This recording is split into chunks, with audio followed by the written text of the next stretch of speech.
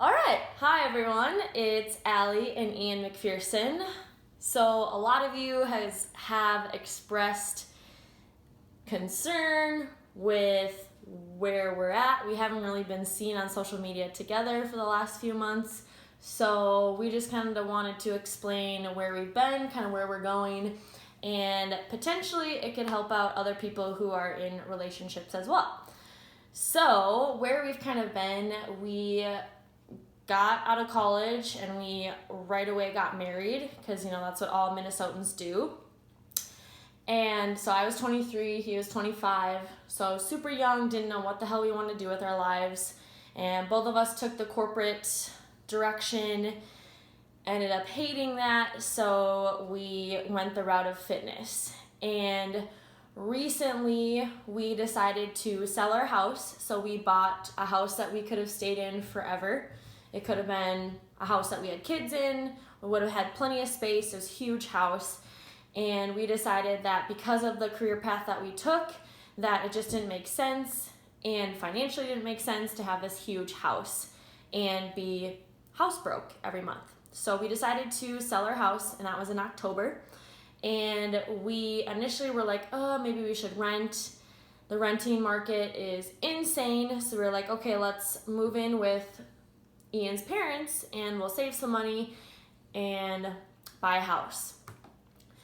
So all of that was happening, and simultaneously we were both really putting our careers as our number one focus. So he was really focused on football and performance and developing his career. I was also really focused on developing my group fitness career and all of those things. So we really were not focused on home life at all, because really home life didn't exist. So that was in October, and it's now June. Almost July, which is June. Crazy. So we decided in early January, we just needed some time to just take to ourselves. Time out. So we've been married for 6 years now. So we took a time out. We literally took a time out. I moved out for about 2.5 months, 3 months on my own, which I needed to, learn some things on my own. And he stayed with his parents, and we really just took time. And we realized through that we want to be together. We still like each other. Love each other. So we're really working on setting our priorities straight, which our priorities used to be work was number one. Work was number one.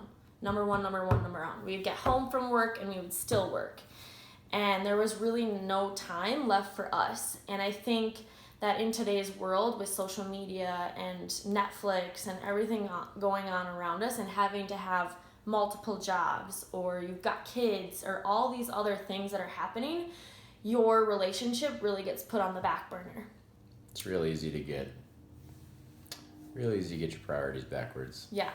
So really we've been focusing on setting our priorities straight, and this has helped us tremendously. So putting health as number one, independent health.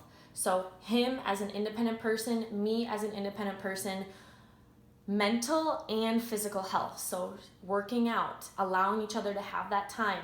Also mental health as in reading books, self-development, taking time for ourselves for a massage, whatever the case might be, but health has been number one, and that has really set us up for success. Family is number two. So each of us are putting ourselves as number one.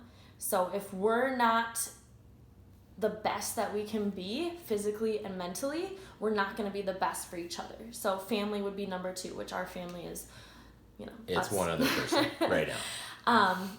And then work would be number three. And then hobbies would be number four, as in Netflix, TV, social media, all of those things, unless you can kind of tie social media with work. But really, that's how we look at things now, and it has helped us tremendously. Also, what has helped us is this is work. A relationship is work. It's a job. It's a full-time job. And we set out couple time. We have couple time once a week. So it's been hard to get it consistently on the calendar, but I think we've done it. So consistently, we have like a business meeting. We literally have a business meeting where we have bullet points. Ian today came with a frickin' I had my playbook set up. My Microsoft project with, timelines, updates. Yeah. Milestones we need to cover today. Very important things. Ridiculous. So, but it's helpful. It's helpful to like literally come with an outline, maybe like bringing up things that have bothered you, but you haven't had time to have a conversation about that. Or, just checking in with the other person. Do you have goals that you're working on? How can I help you support those goals? Or, any of those things. So, kind of the three things that couples are going to fight about. Kids, which we don't have any of those. We don't even have a dog, so we have 0 kids. So that's not a stress to us. But finances, which absolutely 100% we fight about. And sex, which 100% we fight about. And I'm sure most couples deal with that as well. So really, couple time has allowed us to kind of work out these issues. And it's been an awesome thing to do once a week. And then dates. So once a week, going on a date, not necessarily like have to go out to dinner or go to mini golf, but like sitting down, maybe you're making dinner, maybe you're making popcorn and watching a movie without getting on your social media, or you're playing Scrabble at home, or those types of things. And we've been really working on that as well, and that has helped a lot. I think the thing with that is when you consider a date is 2 hours of uninterrupted conversation and engagement in whatever you're doing. So like Allie said, it can be Netflix and dinner on the couch. Mm-hmm. But that Netflix means no phones. You're engaged with, what you're watching. You're having conversation back and forth. Maybe you're cuddling. Yeah, you're enjoying it together. And it's just 2 hours of engaged interaction. Mm-hmm. No outside, not too much outside interference, Yeah. And I think the last thing we want to express to you guys is, I'm a very vocal person and I'm very direct, and let's even just go with it. Let's just even go with it this far. Females are much more vocal about their emotions and how they're feeling. Yes. Guys, we put on this, we think that we have to put on this facade that we gotta be all manly and tough and we gotta be the provider. Well, sorry fellas, it's not 1950 anymore, so you can express yourself and not be considered a pussy. I will say from experience, I was one of those people who put down a lot of my feelings and kind of just shoved them way down there, and eventually it comes right back up, and eventually you just explode, and unfortunately someone has to take the brunt of it. And this is where that couple time comes into play. Mm-hmm. You gotta get that shit off your chest. And then 2, I think it brings to light a lot of stuff that you may or may not have thought was an issue.